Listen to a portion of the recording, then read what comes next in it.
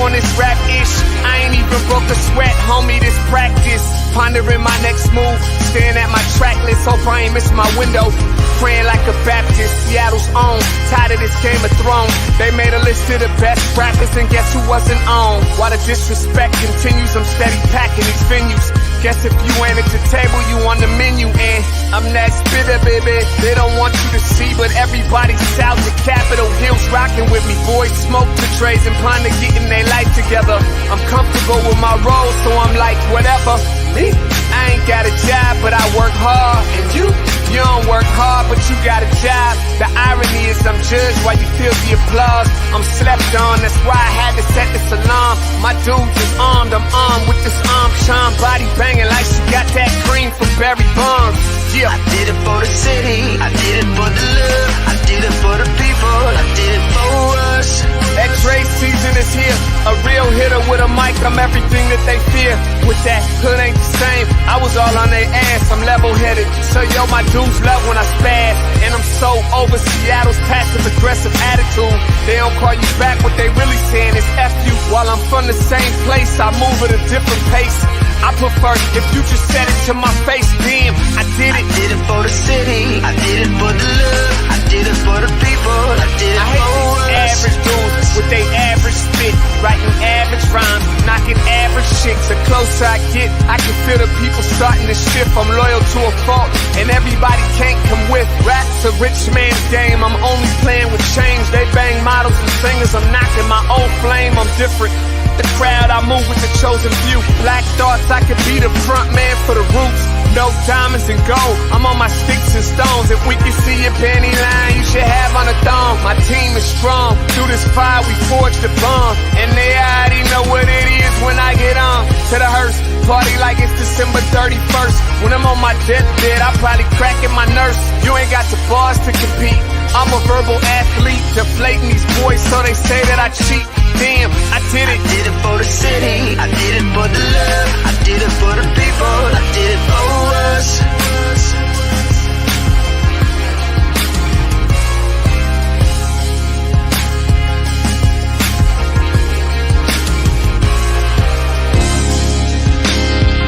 Yeah. I should probably start by apologizing for the long wait, man. You know, I know I be tripping. But I'm not just a rapper, I'm an artist. And, you know, my creative process is a little bit different than most. Nonetheless, I want to welcome everybody out to the Dre's Experience. I got TCF in the building. My whole camp's here with me. I got the band in here laying this cool-ass vibe. And I'm Seattle's own. Let's get into it. I just want to live. God protect me. I just wanna live. I just wanna live. Welcome everybody to the Morning Update Show right back here on the Hill. What a beautiful day it is for us to start our week off all the way right. You guys are watching the Morning Update Show. I'm your co-host, Trey Holiday. And as always, we do this as a team. Got to bring in my guy, Big O. What up, Big O? Yeah. Good morning, Trey Holiday. Yeah. First of all, I want to wish everybody a happy Memorial Day. As we say, all gave some, but some gave all. Yes. So as we acknowledge Memorial Day here. And yeah, we're back up here on Capitol Hill.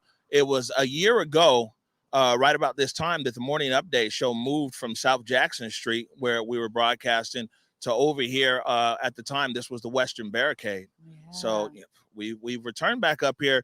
And all this week, since we are here on the Hill, we're taking an opportunity to kind of look at the Seattle protest and where it's at, and some of the things that occurred last year, and also, you know, how things are moving forward and where it's at right now. Well, yeah, I mean, what a great way to start the week off. And honestly, I know so many people remember that year ago forever will be implanted in our minds and in our hearts. So I'm so glad that we were able to return here and make sure that we commemorate. Yeah, no, for sure. And we got a whole bunch of stuff going on, but let me get into the formalities. Again, welcome everybody to the Morning Update Show. And right now is a great opportunity to tag and share the stream. Go ahead and tag and share the stream with people who you feel would appreciate culturally relevant news and information emanating from right here in the Emerald City. Also want to give a big shout out to our partners at the South Seattle Emerald and over at KBCS 91.3 Bellevue College, right? Also, this is, we usually put up the podcast link. We got a new link here today. I don't know if they'll put it in now or put it in some later in the show. But, almost 1 year ago, during the CHOP, we did a podcast series. It was called Citizens of the CHOP. Yeah. And that's available and or right there. Anywhere that you listen to your podcast, all you need to do is put in Converge Media Network, and you can check that out. The Citizens of the CHOP podcast was crazy. Today, we have TK joining us. A lot of people became familiar with TK during some of the live streams from last year. TK popped up in a lot of live streams last year. So we're catching up with TK and also Hanna Scott from Cairo FM radio. Hanna did a lot of extensive on the ground coverage during the protests. And you'll find that throughout this week, we're kind of talking to different journalists who are boots on the ground here. So we've got Hanna Scott, we've got Justin Carter for Capitol Hill Times. I believe we have Renee Ricchetti from Seattle Gay News and a few other people here as well. So it's going to be a pretty interesting week. Absolutely, it is. And really, that's what we needed to do, because we understand there were so many different voices, a wide variety of voices that were involved during the CHOP. I'm so glad that, TK and Hanna will be here to join us today. Yeah, and speaking of wide variety of voices this week, this is more of a conversation here. And so, we want to hear from everybody. And that's why I said, and people will find that our guests throughout this week is made up of protesters, journalists, residents here in Capitol Hill area, business owners, people who love the protest, people who are against the protest, because it's important that we do our part to facilitate a conversation in the city. Yeah. And that's a role that I believe that Converge can play here. And, we are the little engine that could, and we're definitely the smallest platform in the city, but we could say that we're trying to do our part for to open up communication about, what happened and people understand each other's viewpoints. Yeah, absolutely. I mean, as one thing that, kept saying during that time, everything got so politicized. And ultimately, it's like, hey, even if we disagree, we can make an opportunity, make an effort to understand. And that's really what it's all about. Right. Also, this week, something we're going to be keeping our eye on. This is a big week when it comes about the mayor, that $100 million pledge. $10 million's already out the door with HSD. I checked in with HSD, and it's about, they got about over 80 RFPs. Yeah. And they're going through the process now. And they said they're moving at the speed of community, and community gave overwhelming amount of RFPs there for, ideas around how to enhance public safety. So, that's 10 million right there. There's another 10 million what OPCD for the Mercer block. 30 million with the Mercer block sale. Hopefully we'll be hearing from that as well. Councilmember Morales, her legislation, they're voting on it tomorrow. So we'll see if I always get it. Participatory budgeting will move forward as is with the legislation that Councilmember Morales has proposed. And we're hoping we hear from the task force, the mayor's task force. That's 30 million there. So all combined, that's 100 million. Hopefully we'll hear from everybody. This will be a great week to hear from everybody to see what's going on with that 100 million. Yeah, absolutely. And I think it's so important, again, when we talk about the people wanting to be informed, that we hear directly from, the voices who are going to be leading these decisions and leading where this money goes. I'm glad that we were able to have folks on from, Department of Neighborhoods and also Office of Civil Rights last week. Looks like Office of Civil Rights was gearing up in case that legislation passes, so that they're ready if that money is going to hit their department, and they can really be dedicated to making sure that money gets out in the ways that the community was really demanding. Right. No, for sure. All right. Gonna jump into a few things here before I do. Got to give a big shout out to Dora. Dora made it onto the set today out here at Cal Anderson Park. And, we're welcoming our Converge family, especially you guys up here at Capitol Hill. Come on over here, Cal Anderson Park. We're right by the baseball diamond. Yeah. You know what I'm saying? Come through and say hello. Some serious headlines today, but before I jump into it, my Mariners, I don't know if they have me up on this camera or not, but my Mariners, they swept Texas. You know what I'm saying? 4 games, they swept Texas. They're back at 500. They play again today against Oakland. So, you know what I'm saying? That's a little bit of good news I got to throw in there before we jump into all the serious stuff. You almost had a heart attack down in San Diego. San Diego put like 30 runs on the Eels. So, you know, they're actually on a streak. So. Well, you know what? I know that brings a smile to your face. Yes, it does. I already know. And it's great to see that the M's are making kind of a swing up. We know they've been having some little bit of a struggle with this season, but that's really great news. Right. So first thing I want to jump into, of course, today is Memorial Day, and we're observing Memorial Day. And like I said, you know, all gave some, but some gave all. I have a clip right here from the History Channel talking about some of the origins of Memorial Day. In the final months of the Civil War, the Confederate Army converted a horse racing track into an outdoor prison for Union soldiers. Close to 260 men died there and were buried in a mass grave. At the end of the war, in an expression of reverence and gratitude, 28 African-American workers gave them proper burials. They inscribed above their final resting place, "Martyrs of the Racecourse." 2 weeks later, thousands of freed slaves, school children, and Union soldiers made a procession to the cemetery to pay tribute to their sacrifice. They laid flowers on the graves, listened to speeches, and picnicked on the grass. This informal observance, and others like it, would evolve over time into the holiday we know as Memorial Day. On this day, we remember and honor all of those who have died from all branches of service in conflicts fought by U.S. forces.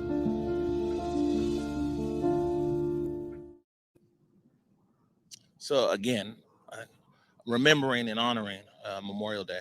You know, I'm just so glad that we honestly have that clip in there, because oftentimes people don't know the history and the origins of so many of these holidays that we celebrate. And as we go through and talk about reconciling with America's history, it's important that we stay informed and engaged as we celebrate certain things, that we understand where it started. So I'm glad we had that in there. Oh, yeah. Today is also the 100-year anniversary of the Tulsa Massacre. You know, we've been talking about this Black Wall Street down in Tulsa, Oklahoma. 100 years ago, the Greenwood neighborhood, a thriving, prosperous Black neighborhood in Tulsa, was burned to the ground. Over 1,000 buildings burned down. They said could be close to or over 300 people killed that day. And, you know, I mean, it was really one of the worst race massacres in America. Yeah. Just fueled basically by envy. But we have a clip right here from CBS Weekend News. For decades, a massacre in segregated Tulsa, Oklahoma remained an untold story of one of the most violent and racist incidents in American history. But times are changing, and 100 years later, we remember. CBS's Omar Villafranca is there. Sunday's sermon at Mount Vernon AME was about remembering the past.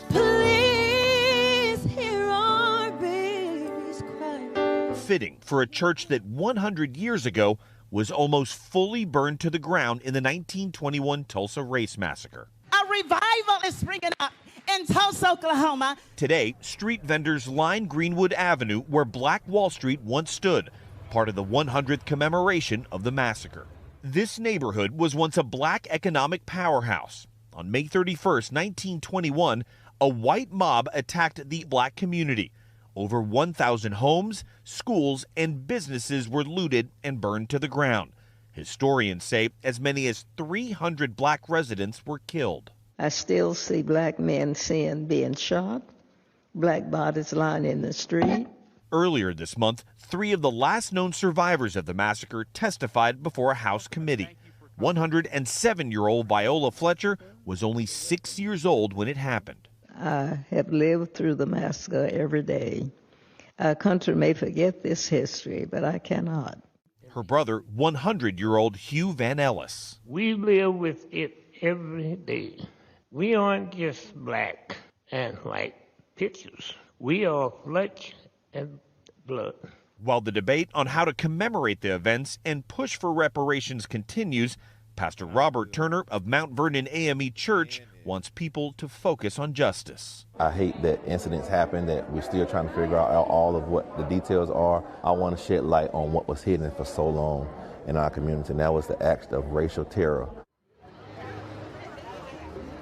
President Biden will be in Tulsa on Tuesday to pay his respects, the same day the city plans to start digging in an area that could contain a mass grave of victims from the massacre. All right. You know, ever since I was a little kid, I heard about Black Wall Street in Tulsa, Oklahoma, and what occurred there. Yeah.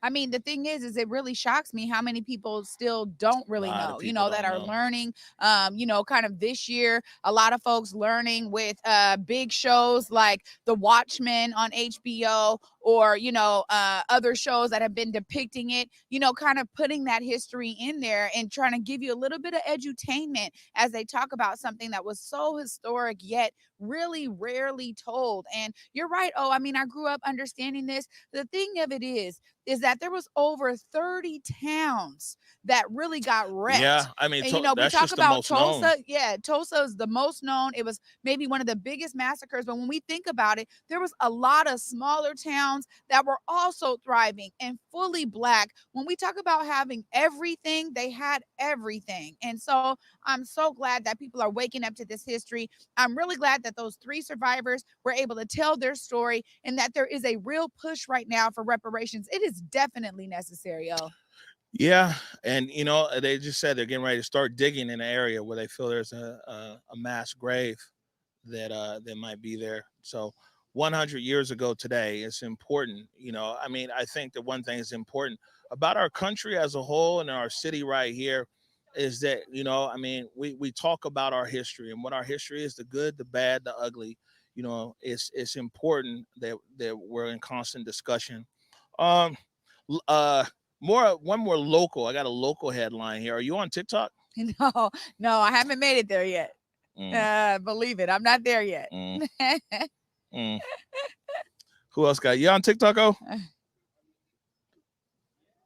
yeah. All right. Well, I think that the Morning Update show needs to get on TikTok because TikTok drove a tremendous crowd out there to Alki over the weekend, man. It was a big party. It went super viral. SPD came. We got a clip of it right here from King 5 News. King 5 estimates dozens of officers were on scene and 2 people were arrested after multiple fights broke out. Now, according to a tweet by Seattle PD about 30 minutes later, shortly after 10 p.m., Seattle Parks asked that the beach be shut down for safety issues, including fights, fires, and robberies. Now, in that video from Seattle PD, you can hear police on the loudspeaker asking people to clear the park and Alki Trail. The park is now closed per the Parks Department, and that includes the Alki Trail. Will everybody please leave the area at this time? We appreciate your cooperation. Now, Seattle PD also confirming 1 officer was injured during the incident just hours after people were out enjoying a beautiful Saturday evening. Now, last night, police did say roads to the beach were closed. Right. So that was from King 5 News coverage from out there at Alki. Man, it looked like it got turned out there. Wow. I mean, you know what? This is the thing. We're starting to see as things open up, people are getting more and more comfortable and trying to get out there. It's a part of it. I mean, as we had to shut down so abruptly, now we may see this influx of energy kind of rushing in. And so the truth of the matter is that, TikTok was able to galvanize all those people. Hey, clearly it's unfortunate that some things broke out, fights. They were talking about fires, these kind of things. But ultimately, I'm not surprised, man. People are ready to get out in these streets. Right. And some of the comments up here, somebody was talking about is the tactic is it's like this. It's no less than lethal in clearing. SPD, they changed their tactics as far as crowd control. At least that's what they're saying. So, what I'm saying, a different approach as far as clearing crowds out. But I think throughout the summer, this weather and everything else, we could probably expect to see more and more people out here, not only at Alki, but other parks. We'll see what happens. Yeah. You need to get a TikTok. Time to invest in TikTok. So we know when to show up. I didn't get the message. We'll grow our following and get on TikTok. Everybody's there now. All right. So we're going to take a break right now. When we come back, we're going to be joined by TK, organizer of the Everyday March. You're watching the Morning Update Show. I did it for the city. I for the love, I did it for the people, I did it for us. Back on this rap ish, I ain't even broke a sweat, homie, this practice. Pondering my next move, staring at my track list, hope I ain't miss my window. Praying like a Baptist, Seattle's own. Tired of this Game of Thrones. They made a list of the best rappers, and guess who wasn't on? While the disrespect continues, I'm steady packing these venues.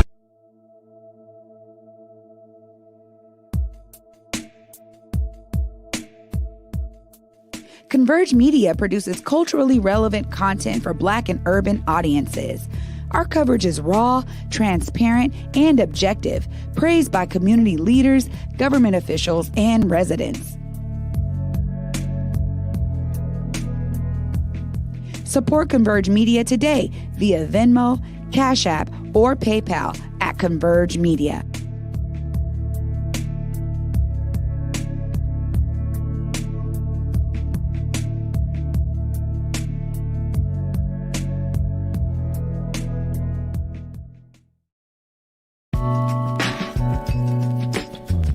Hey, it's Jake from Converge Media and Get the F Outside.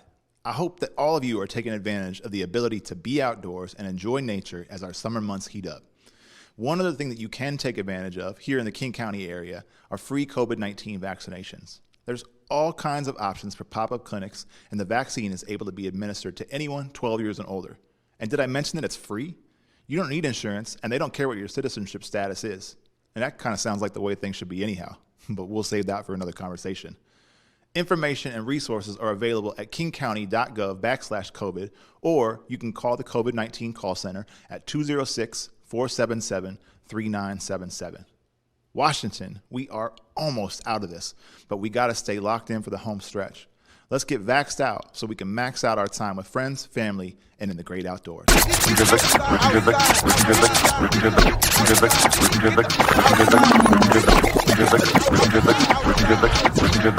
Outside. That is such a great track. I'm loving it. Welcome back, everybody, to the Morning Update Show. Co-host Trey Holiday here, and my guy, Big O. Big O. Yeah, happy to bring TK onto the set. What up, TK? What's up, you guys? How you guys doing? Welcome to the Morning Update Show. I'm nervous. Nervous. I mean, we caught you a lot of times last year, during live stream. Yeah. You know what I'm saying? And we'd have you on the live stream, and early on in the protest, a lot of what you were saying in the stream really, resonated with a lot of people who were watching that. Man, quite a few questions to ask you. It's been a while, but I mean, first of all, what have you been up to? How are you? Oh man, I'm good, man.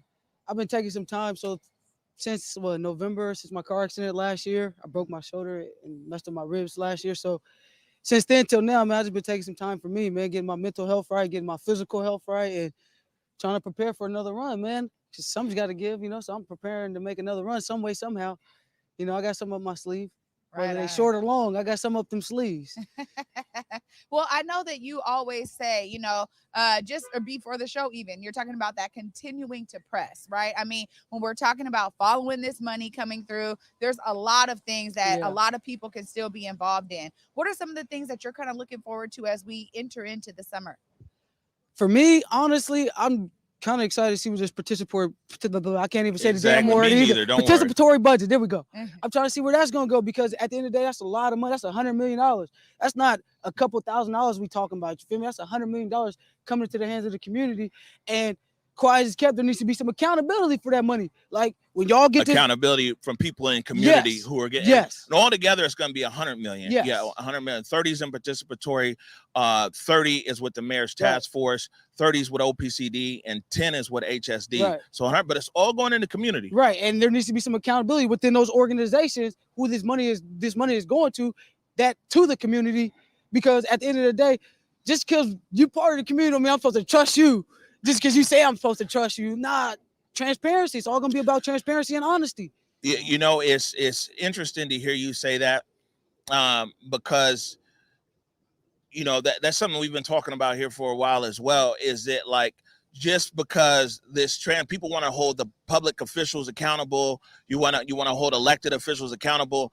As this process moves into community, we as well need to hold community accountable. Yes, sir. Yeah. Yes, sir. Just because it's coming to us don't mean the accountability stops there. You know what I'm saying? It doesn't, like you just said, don't stop with the politicians or whoever. It starts with us too. Because at the end of the day, we the ones who are getting this money to solve our issues. So at the end of the day, there still has to be some accountability for ourselves too, for the community, so that we can say, okay, we trust in this process. We can wholeheartedly say we'll stand behind y'all while y'all do what you guys got to do, as long as you trust us.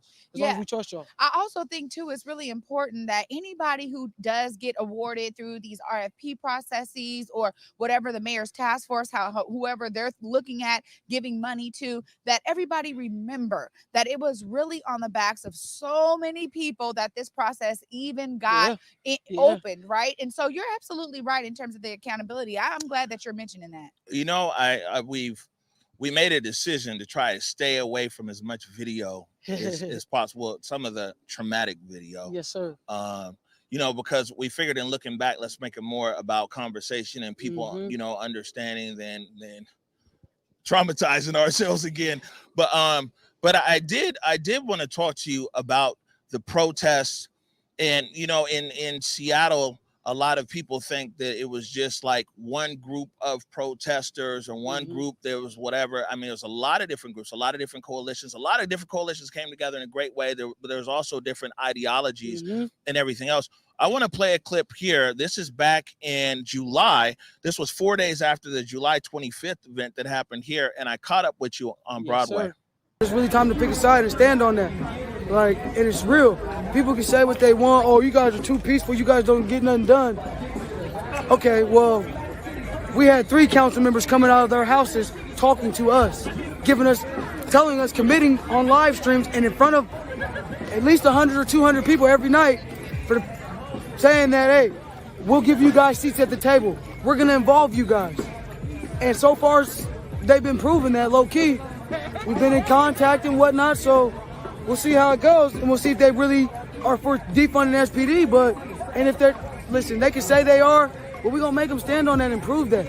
Listen, we're not like everybody else. We ain't got to tear the city up to get our point across. Right, and speaking of that, you know, I mean, the everyday marches have been peaceful. I've been on quite a few of them. You know, do you have any worries that the events of last weekend, you know, overshadow the things that you guys have been doing, which has been peaceful protesting every day? No, I don't think so, because when you separate yourself and you distinguish yourself from other people, you can tell who's really here for Black Lives Matter and who's here just when it's time to mess the city up. Like, come on, those things, people show their true colors when those times come. The people that come out here every day marching with us show us every day that Black Lives Matter, and they're really here for Black Lives Matter, not just to tear the city up. Oh, that's cool. When you tear the city up, they stop listening. They don't care. They don't want nothing else but to hurt you. That's all they care about, is hurting you at that point. They're not caring about what you got to say at that point.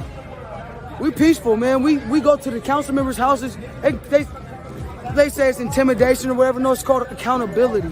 We're holding these council members to their word and making them stand on that by showing up. And they come out their houses to talk to us. All right, so that was a lot right there. You had a lot to say. That was just one block from here up on Broadway back in July. So a few things to unpack there. Yes, sir. Is that in that clip right there, you said that there's a difference between people who are out protesting for Black lives and people who are out protesting for other reasons. Why don't you explain that more? I'm gonna stand on everything I say, man. I'm standing on that to this day. Like, you can tell who comes out here. Like you said, July 25th, everybody knew there was a threat. Oh, the feds are here. There's a possible conflict. Everybody knew that conflict could have happened that day. So many people showed up. Thousands of people showed up that day. You feel me? This whole corridor was filled with people from here to there. You know what I'm saying? But any other day when there's no threat of a conflict or no threat of the feds being out or no threat of police coming out to mess with you, you got the same 150 to 100 people. That shows you, man, like, let's be real, bro. Y'all coming out here to tear up the city. Y'all not really coming out here to stand up for what's going on. Y'all coming out here just to mess the city up, and that's cool. But you can always tell You can always tell, and you got to draw that line. My mama told me this a while ago. At some point you got to separate. So yourself. where is your line? My line, I'm standing on the side of Black Lives, bro. Anything that ain't for that, bro, I'm not for it, bro. Because at the end of the day, like I said, bro, we got stuff changed here without burning stuff up and tearing stuff down. You know what I'm saying? So do you feel then that there were some successes, some tangible successes from what started off here as the Western Barricade all the way through into City Hall and down to Olympia? There's tangible successes that you've seen? Yeah. I mean, Seattle Council somewhat defunded SPD to a certain extent, you know. What Olympia just put in all these reform bills with Inslee. So, I mean, there's the tangible change that happened from it. But at the end of the day, though, I still feel like there's more. There's more that needs to happen because reform is not enough, bro. Reform is not good enough. Yeah. I mean, no, go ahead. No, go ahead. I don't want to cut you off. No. I didn't want to cut you off, you know, but ultimately, I think you're absolutely right when you talk about those tangible wins and that it was really on the success of people being very dedicated to an everyday approach. I just want to ask you about that approach because we know you being one of the leaders of that approach. I mean, what made you say, you know what? No matter what, we're out here every day. Honestly, it was that idea came to me because my brothers in them, like, you know what I'm saying? Like, what can I do every day to change something for them? You know what I'm saying? Because my brothers are young Black men. They got to grow up here. Yeah. You know what I'm saying? So at the end of the day, in my brain, in my head, I'll be danged if this stuff hits at my house. Yeah. At my house. I know, you know, my friend, Sean Fuhr, I know him well. You know, he was killed by Seattle Police Department last year, April 29th. And so my thought was, when I see Top get established and I seen how comfortable it was getting, it was like, bro, what's going on here? Yeah.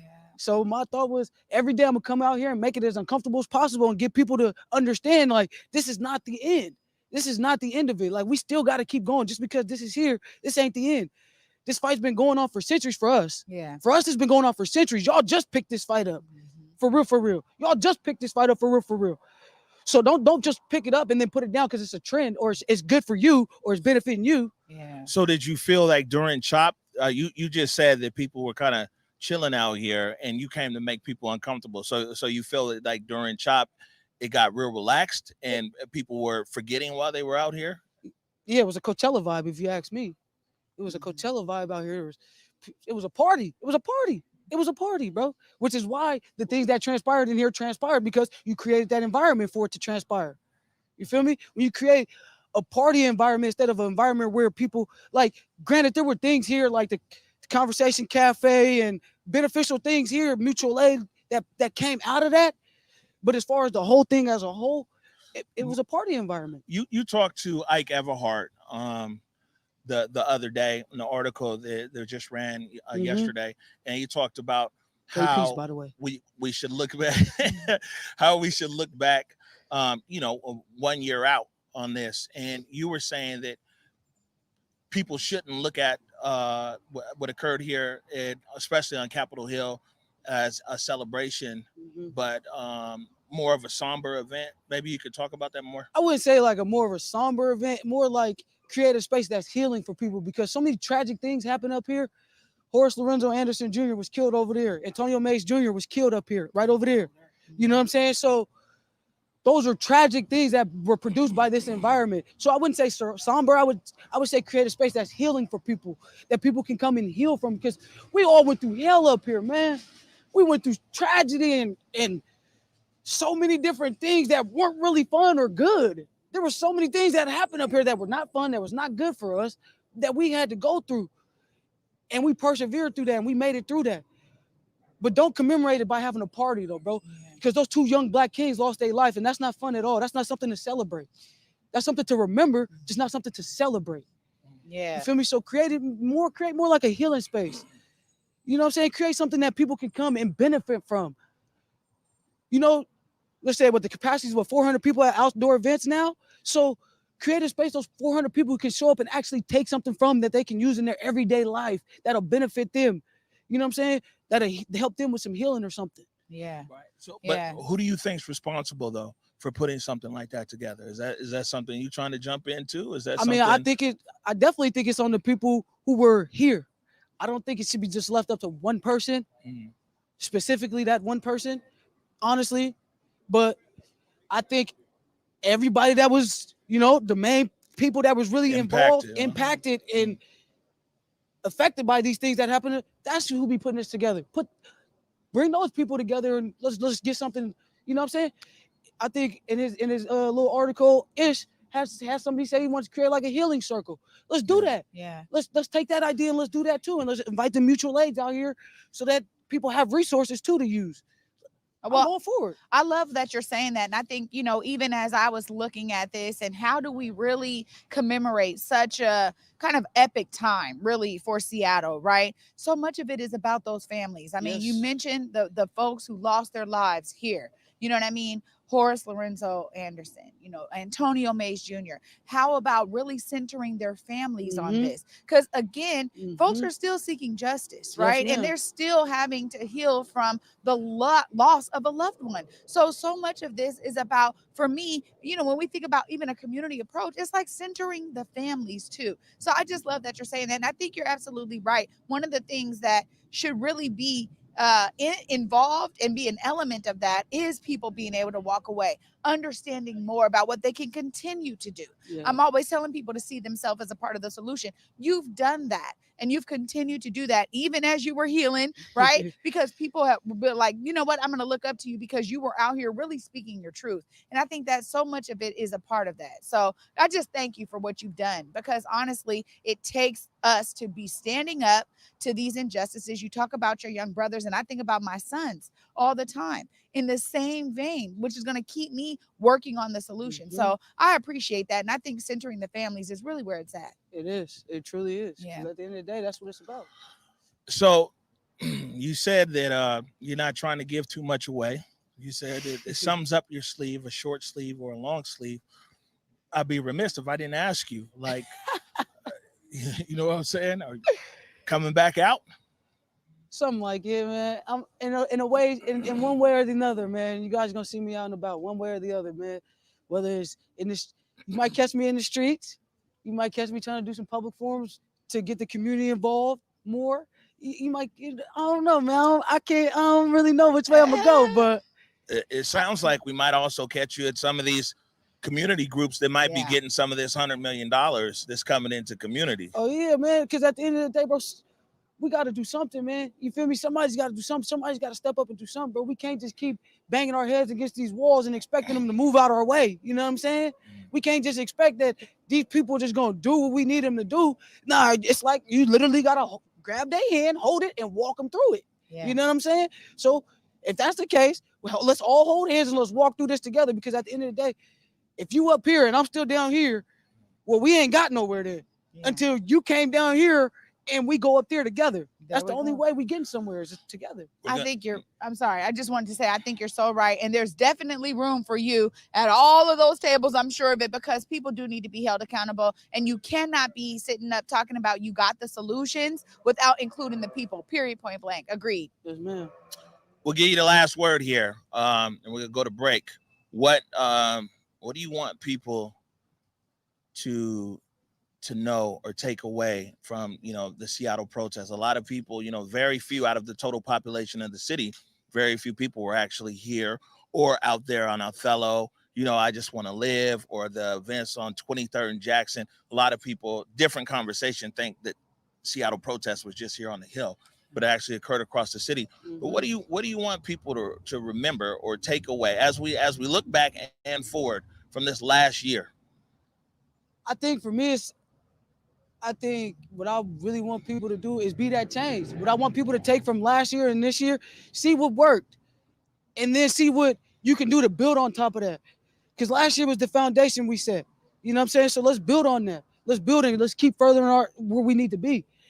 And let's be a little more loving and kind and understanding, and compassionate and forgiving towards each other. Because at the end of the day, society has never taught none of us that. Society has never shown us that either. And so what I really want people to take from this is, bro, remember those two young men that lost their lives, and how you can show up for their families, for them. Sean Fear, the Black Lives here in Seattle. How do you show up for those guys? How do you get justice for those guys? How do you show that their lives matter to you still? How do you show that Black lives still matter? Find a way. Find a way. Right now, we got to find a way, because if you look at it, the world thinks we done. The world thinks Seattle's not doing anything, that we just stopped. But we haven't, bro. We got the heart here. We got the heart in the city. I've seen it. We got the heart to stand up and say, you know what, we're not taking this crap no more. Let's find that heart again. Let's dig deep and find that energy in that heart again, and let's get back out here and show these people that we ain't done yet. Because at the end of the day, what was last year for? If we just was going to let last year be last year and quit and just let it die out, what was it for? What did we do all that for? What did we go through all that trauma and all that crap for? What did we do it for? What did we do it for? To say we did it? To say that we can, oh yeah, I'm a part of history. We did that. Nah, bro. No. I don't want to forget being a part of history. I want to be part of the change. I don't want to forget history. I don't care about history, because history ain't did nothing but try to erase people from it, or erase the fact that this country has done terrible things to us. So forget history. I want to be part of the change. I want to be part of the inspiration behind the change. And I think that as a city, that's what we all need to be, is part of the inspiration behind the change. We don't need to be the change, but if we all change as people, then we can change what's going on around us. But you got to be the change you want to see. If you're not going to be that change, then don't come out here hollering about change if you're not going to be the change. Yeah. You know? So true. There it is. 100%. TK, Everyday March. Thank you for joining us. Yes. Thank you guys, man, for having me. I appreciate it. Thank you for being here. We're going to take a quick break right now. When we come back, we got Hanna Scott from Cairo FM Radio. You're watching the Morning Update Show. The story of Converge Media did not start at the Seattle protests or at the onset of the COVID-19 pandemic, nor 4 years ago when we very first opened our doors. The true story of Converge Media is firmly rooted in the legacy of Black media heroes of yesterday, whose shoulders that we stand upon today. Converge Media is firmly rooted in the pioneering spirit of Horace Caton Sr., who over 125 years ago launched the Seattle Republican newspaper alongside his wife, Susie Revels Caton, a trailblazer in her own right, serving as the associate editor, a groundbreaking feat for a woman, and especially a Black woman at that time. We are rooted in the visionary eye of Al Smith, who documented Black beauty, culture, vibrance, and excellence through his lens. We are rooted in the benevolence of Fitzgerald Beaver, who envisioned the Facts newspaper, the very same newspaper where my father, James Salisbury Jr., was a staff photographer over 4 decades ago. We are rooted in the broad and innovative shoulders of Chris Bennett, who with his Z-Twins radio took the story of Black excellence to the airwaves. We are rooted in the fearlessness of Roberta Bird Barr, who 56 years ago broke ground and shattered stereotypes as she hosted the TV show Face to Face that tackled issues of race and equity head on. We are rooted in the rhythms of Gordon Curvey, whose music Inner City brought our culture and vibes to TV screens across the Emerald City. Converge Media is also inspired by our contemporary icons. We are inspired by the commitment to storytelling from Tony B and Rainier Avenue Radio, and inspired by the passion and dedication of Marcus Harrison Green of the South Seattle Emerald. So you see, when you look at Converge Media today, and especially as we celebrate the 1-year anniversary of the Morning Update Show, just know that our story did not begin with us, nor will it end with us, as it is our duty at Converge Media to broaden our shoulders for the next generation of Black media innovators, to stand firmly upon them and to tell the stories of our community to generations yet to come. Share the stream.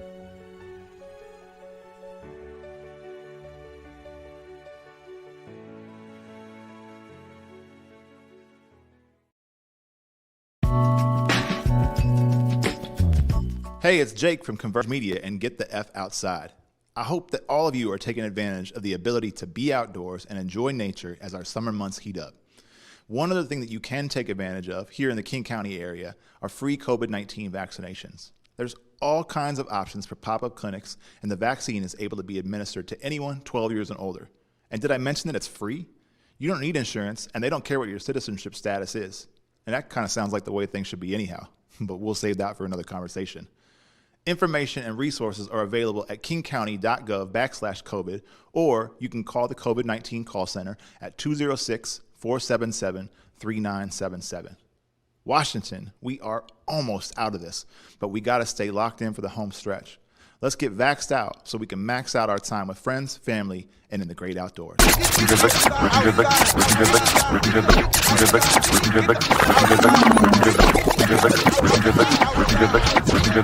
Outside. All right, welcome back to the Morning Update Show. It's Jake Grav I love that. another episode of GTF Outside. It never rolls off my tongue right, but another episode this Sunday at 8 o'clock. And where are you at, Jake? This episode? Wow. Oh my God, he does Angel's Landing. Oh, So it's one of the most dangerous trails in the park system. It's like 20 people have died going on climbing this hike that Jake did. That's this Sunday at 7 o'clock. GTF out. You know, I'd be wanting to say, get the so get the F outside. Yeah, no. You know, we asked our viewers, like, what's GTF? And they said, get the friends outside, get the fellowship outside. We know the what family Jake means. Outside. Look, yeah. All right, welcome back to the Morning Update Show. I'm joined by my buddy over there, Cairo FM, Hanna Scott. How are you? Welcome to the Morning Update Show. I'm happy to be here. Thanks for having me. Actually, welcome back to the Morning Update Show, because the last time that we had you on, this is your first time in person. We've had you on Video Link a few times. The last time that we had you on was actually we're talking about Olympia. Right, we were talking about the movement of the bills that majority of them Governor Inslee ended up signing. Today, clearly, we're back up here on the Hill. Me and Trey Holiday were broadcasting the Morning Update Show from right here. We're really in the middle. It was COVID, so there was nobody in the street. So we were up on the street a year ago. But man, wanted to talk to you on media perspective. You know what I'm saying? It's looking back, you know, and kind of looking forward. So before I jump into question and answer, though, I'll just throw it out to you. What are some of your thoughts being back up here? I haven't been here since, they cleared it. I don't think I've been here since they cleared it. And I was here not nearly as much as you guys, right? But I was here for a lot. I was here June 1st, just across the opposite side from you. And I was here July 25th and some of the big things. And, you know, one of the things, I think it was June 1st when I realized I've covered a lot of protests here in Seattle, May Days, Occupy, all that. And so I just went to work and did my thing. June 1st, I realized I was a little out of my depth. Right? It was a movement and something that I could tell was going on that I had not felt before. And that wasn't necessarily, it's a hard thing to report when you're the white reporter, to report on something like what happened. So I had to take a step back and try to take it in. Well, I mean, you spent a lot of time out here. Yeah. And of course, your network over there, Bonneville Radio, between all of the different radio stations there, you're at Cairo, is with KTTH there as well? Yeah, yeah. KTTH, some other state. Clear, this was the biggest story, you know, in Seattle. When you look at it as a member of the media, what do you think that the media, especially the Western Barricade and CHOP and things like that, what are some of the things the media got right, the bigger media, and what are some of the things the media got wrong? Oof. I think that I think with everything, I think it's tough to generalize the media as a whole and put them all in one group. I think that some of us got a lot of it right. I think some of us got it very wrong. I think it's a lot of media didn't come right out here and be in it and listen. So for myself, I sat and I listened to some of the circles and the leaders and some of the things they said and some of the stories they told right at the CHOP when they had the mic up here going on up the front. Yeah. Right outside the East Precinct, and you take that in and you can tell what the movement is about, and that's what I would try to report.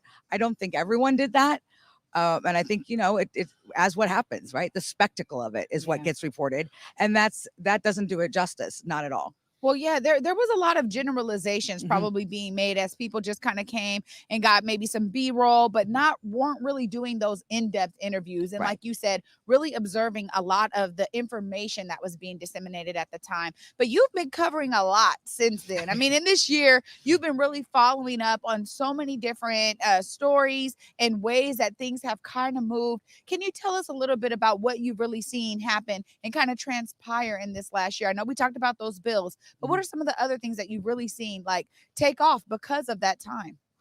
I think the bills are a huge part, honestly. I think I've told you guys before, maybe I moved here in 2010, the day after John T. Williams was killed, is when I was moving into my place. And I've been on police accountability ever since then. there's more movement in that direction than I would argue even when the consent decree became a thing. And there's more people listening. I was yesterday out with some of the impacted families of people who've been killed by police here, Katrina Johnson and them down at Lumen Field, as they were kind of marking the first year of the protests. And they had talked about when I-940 came up, right? That they had talked to the governor, and the governor said, I don't think that these things are going to be able to happen. But they did it. They took it to the voters, right? And that started a momentum. And then what happened after George Floyd died, and the number of people that came out here, and Amari, you and I have talked about before, the silent march, right? Some of the stuff that wasn't on Capitol Hill, that movement where you had all kinds of people of all kinds of different races by the thousands coming together and listening. That's what I would say is a significant change. Wow. Hanna, you speaking of these bills here as well, you spent a lot of time covering the news down there in the State House, like a lot of time. I would hit you like, yo, what's going on in Olympia? Why don't you take a second here? You spent so much time on it.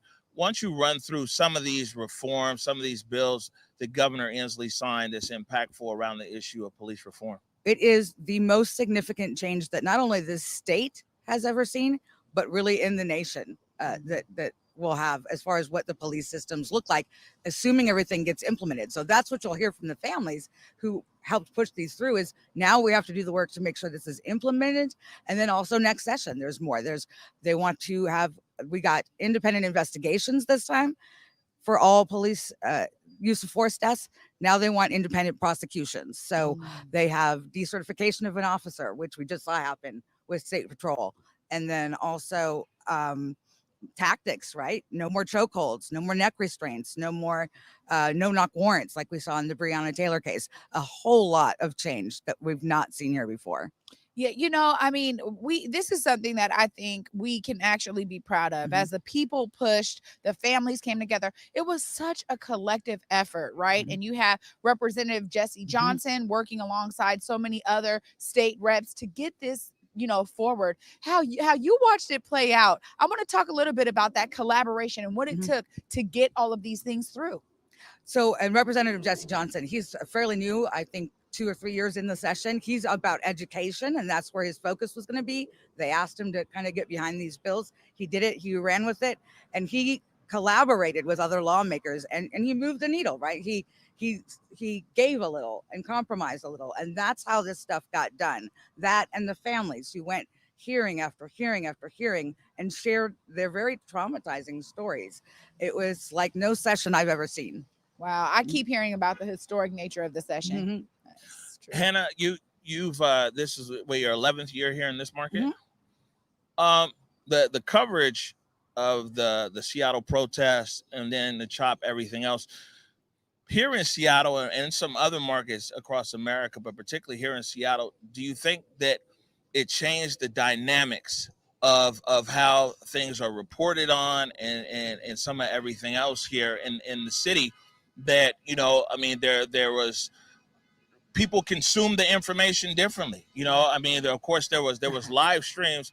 Want people to know, yes, we live streamed, but we also had the morning update show. We also had 4 shows going on during the protest. You were busy.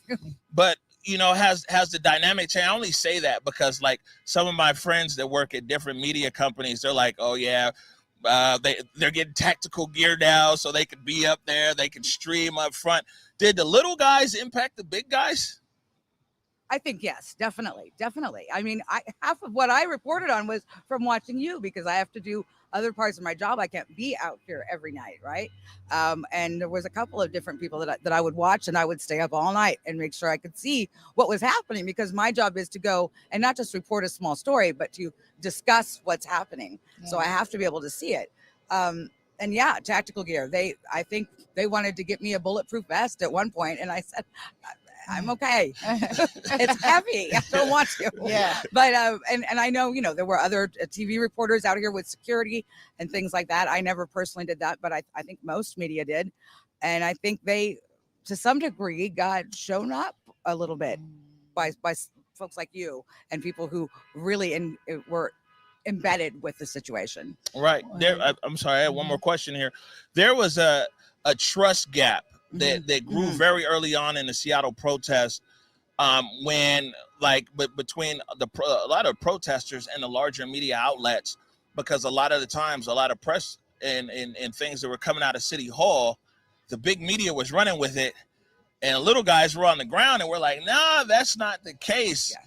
And you know what I'm saying? And it ultimately grew into a situation where it's like a lot of people who are here in that movement this summer, they still don't talk to the big media outlets. No, and it was a very dramatic and very quick change. So I came early on, I think June 1st, I told you I was marching with them all day. People in the march would talk to me and interview with me. By the time the city council was out here, I think some of them a few days later, nobody would talk to me. And I think I had taken a picture of someone who was getting milk in their eyes from the tear gas and the pepper spray. And I got called out on Twitter and I learned really quickly, don't do that. It was never that significant of a thing to post pictures of people who were in the protest. In earlier things I'd done at May Day or Occupy, it was a very big deal, and I would oblige if they contacted me. My bad. And then I learned it's not to do it at all, right? So I think that's a big deal. But also, what I want to touch on what you just said about not just taking what City Hall says and running with it, and not just taking what the police put out and running with that. That is a significant change that came out of the last year and the coverage of the Seattle protests. I know there are conversations in our newsroom now that go on because of that you just can't take it at face value just because it's a government saying it. Yeah, I mean, as you're talking about so much of this change, and in our previous segment with TK, TK was saying, like, look, we have to be that change. We have to be part of wanting to be in the change. So as you talk about that, how have you seen kind of climates change outside of your newsroom, maybe with family, friends, colleagues? I mean, because it really is like on all of us, and not just journalists, not just protesters, not just organizers, but every single person. I'm just wondering if you've felt that or seen that in your own life. It's a big lift, and honestly, with my own family, with my dad, with my husband, I have these conversations. My husband was, they're just tearing up the city, enough, whatever. Everybody's life is hard, that kind of thing. And I've definitely moved him over to be part of the discussion. And I was on lockdown after the protest, so I don't get out that much. But and with others, and my brothers and my family members, and even my friends who are I'll be straight up, all my friends are people who voted for Trump, which I did not know. But they were in a very specific space, but they listened to me, and they've moved a little bit. They've opened their minds a little bit. And that's not, my job. I try to stay in the middle. I see both sides. I saw stuff that protesters did that was not great. I saw stuff that cops did that was not great. My goal, and what I hope the goal of the community and everybody like TK and anywhere in the city or the nation for that matter, is to stop and listen and take away whatever prejudgment you have and educate yourself, right? Get to know more about the situation so that you can be part of the solution. Yeah, I guess. Yeah, absolutely. All right. I think that's a good last word. Yeah. Right there. Hanna, man.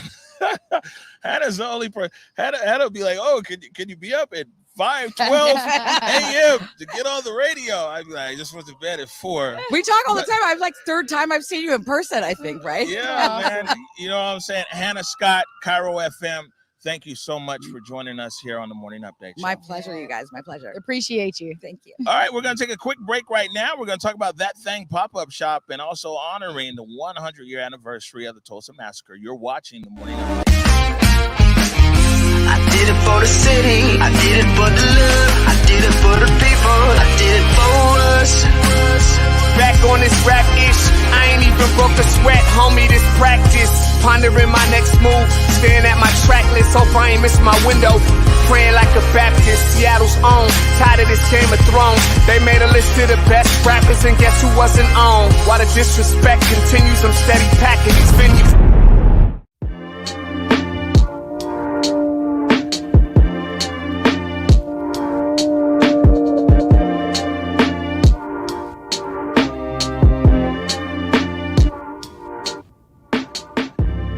Converge Media produces culturally relevant content for Black and urban audiences. Our coverage is raw, transparent, and objective, praised by community leaders, government officials, and residents.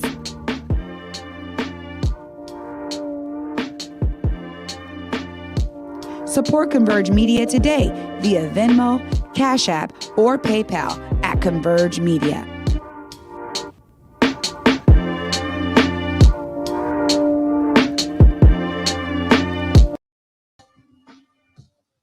All right, welcome back to the morning update show. Man, it's been a pretty good show today, huh? Yeah, it's a great show. First day back on the hill. I'm loving it. Yeah, and I mean, we kind of want to hear from as many different opinions as possible. And like I said, throughout the week, we've got residents here from Capitol Hill. We got people who's totally against the protest, people who are for the protest, business owners. We just want to, spark a conversation and also, see where people are at a year later. Yeah. See where they're at with things. Taking it to the neighborhood right here. Yesterday, got invited up there to the station cafe up on Beacon Hill, and there was That Thing pop up, and that thing was all about empowering Black women entrepreneurs who are making crafts and goods that pop up and get it popping. Yeah. We're in the station, Beacon Hill, the center of old Seattle. We kind of created this event for female vendors and our family to pop up and have a curated space to sell their stuff that they created during COVID. I have my natural body care, hair care, skin care. I represent LXD Beauty. So I'm just out here mingling with the community, getting my face out there, just giving some love, receiving some love. We're having so much fun. There's so many pop-up businesses here. We're encouraging each other. We're affirming each other. We're learning what each other do, and we're just having a good time. So first of all, we support Black and brown business owners. We don't talk the talk, we walk the walk. Right now we have vendors, Black and brown vendors of all kinds. They're all right here. Mostly women. You must support Black women, and we're doing it right now. So I'm out here with my candles. My company's name is Black Sunflower. I started April 10th in the middle of the pandemic, and it has gone amazing. So one of my favorite candles that I have Smells Like Him. I combined 2 different waxes to create a candle that would give me the experience I was looking for. So I wanted something that burned for a long time, but also didn't overpower a room. And so that's why we have my candle. Well, I think in Seattle it's really important to have these kind of events for Black women entrepreneurs because there's so few of us, and there's so few of us that make our own crafts. And so having all of us in one space gets a chance for multiple audiences to see what we're all doing. And bubbles. I love that. And bubbles. Lots of my sisters out there yesterday, man. Shout out to you all. Really, this is what it's about, man. When we can celebrate Black businesses, Black entrepreneurship, it's very, very much part of my shopping experience. So I love that they were out there. Yeah, no, I mean, it was nice. It's good to continuously see all these pop-ups and things going on. Speaking of things going on, it's a big deal today on South Jackson Street, right? Oh my goodness, is it ever a big deal? I mean, when we think about some of the major events that happen right here in the city, a lot of Black folks have been going to the Black Festival is what it was called before. Then it became Emoja Fest. It's really the largest Black-led festival in the Pacific Northwest, so we can celebrate that. And at the height of Emoja Fest, we had 126 vendors. That was in 2019 before the pandemic. And this today, I mean, it's going to be historic because we have probably almost 200 or over 200 vendors that are going to be flooding Jackson Street right now. You guys, they're starting to set up their booths. It's happening today from 1 to 7. And I just want to give you guys a couple of the demands that are coming from a lot of these organizers. The call to community is, for you guys to support Black businesses on a regular basis. The more we circulate our dollars, the more we're actually celebrating what was created during the Black Wall Street movement through all the Black towns was the circulation of the Black dollar. Also, for Black entrepreneurs, commit to growing your businesses through education and continuous professional development. The more educated you are and the more you have that professional development under your belt, the better you are to serve the community. And also, you guys can go to KingCountyEquityNow.com to support the call for the government representatives to invest at least this $300 million directly into the Black community. And as TK said earlier, it's on all of us to make sure that those who do get funding are held accountable. Lastly, here's the demands, you guys. This is really serious here. Vulcan and Amazon divest from predatory development and support Black ownership at 23rd and Jackson. It's been a call for a very long time. We can do this together. And really, again, Washington can be leading the nation when it comes to the collaboration that happens through corporate and community. It is possible, and we can start making these innovative moves right now when we make the right choices to really find the ways to be a part of the community. Those are the people that you're serving. Also, King County and City of Seattle invest that $300 million directly in a Black community. I understand with I-200, there is some language that we have to change, some barriers we have to work through, but let's find ways to really ensure that the people that have been most impacted by COVID are the ones receiving that funding. And lastly, local government, corporate sector, and philanthropy. Invest $1 billion to seed the Build Africa Town Black Community Development Fund. This is what's going to allow Black community members, Black community organizations, leaders to really have the money that they need to make sure their businesses and organizations are getting the capacity dollars that's required to grow the solutions that they've created on the ground. So we can actually build the institutions that actually we're here to celebrate today right on Jackson Street. When we talk about the 100th year anniversary of Black Wall Street, we need our institutions back, and that's a way that we can get it done. So lots of great stuff happening up there. Oh, lots of Black vendors. Come on down. You guys can celebrate and buy from all of these amazing vendors. And also at 5 o'clock, we're going to be doing an electric slide, though. You know what I mean? You might want to get out there and get your dance moves on, brother, because we're about to be out there dancing together as a full community. After standing up the whole day to this show, we'll see if I make it there. But and that's 23rd in Jackson, starting at 1 p.m. Yep, starting at 1 p.m., going until about 7. So you guys got plenty of time to come and enjoy this celebration of Black resilience that Black Wall Street really represents for us today as we learn about that history. All right. Man, we're overtime. We actually did pretty good considering everything out here. But before we get out of here, though, first of all, up next, so tomorrow we're joined by Dan Gregory. You might remember Big Dan. Big Dan was actually shot right there in the shoulder during Seattle protests. A car drove right into the protesters. He tried to stop him, was shot in the shoulder. So Dan will be here. Justin Carter from Capitol Hill, Seattle blog. We have Katie from the Morning March. Yeah. And then we also have Stephanie Johnson-Tolliver from Black Heritage Society of Washington State, representing the Elevate program. And we've been talking about Elevate. We're part of STG Presents. So real, man, it's a heavy lineup for tomorrow. Looking forward to that. I'll give a few shout outs and I'll hand it over to you. Want to definitely say thank you to Dora. Hey, Dora. Yeah, we're gonna put your picture up tomorrow on the show, and to our production staff here. I mean, we've got 6-7 different people out here. Big D, Ike Everhart, Omi's back in town. Jake Grabrot, Lakeith Aspie, Olia D'Alessandro. She directs everywhere in the studio and under the tent. Curtis Delgado. Appreciate you guys. Also, our guest out here today, TK and Hannah Scott from Cairo FM. Any last words before we get out of here? You know what, you guys, my last words stay pretty consistent. And as we talk to TK and talk to Hannah, so much of it is about you guys seeing yourself as a part of the solution. The more you do that, the more we're able to elevate these amazing solutions and change the trajectory of our country, starting with our city and our county. You guys got the power. You guys see yourself as part of the solution.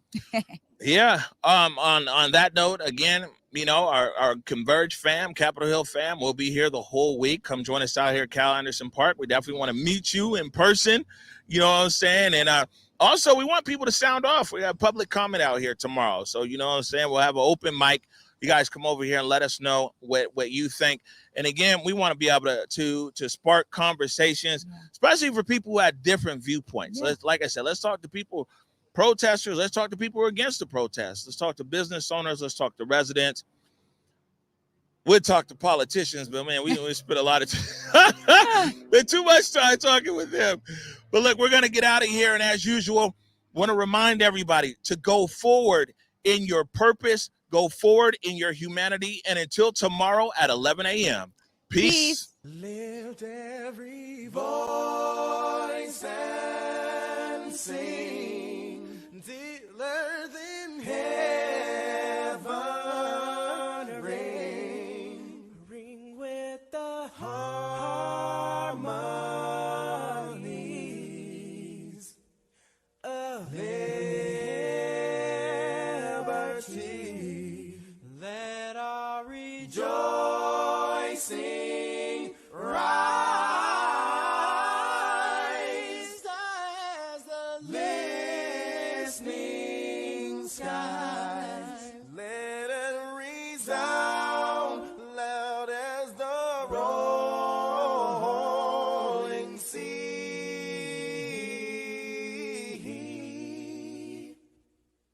Sing a song full of the faith that the dark past has taught us. Sing a song full of the hope that the present has brought us.